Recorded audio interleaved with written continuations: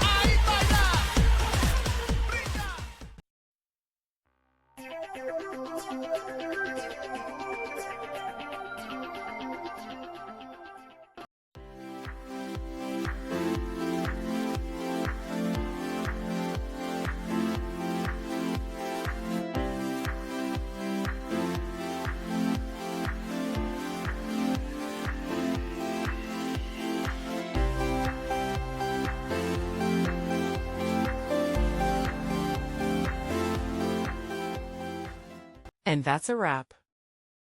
I hope you found the answer you were looking for. If you did, take a second to hit that subscribe button. It really helps out.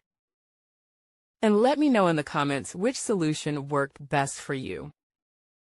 See you next time in the debug zone.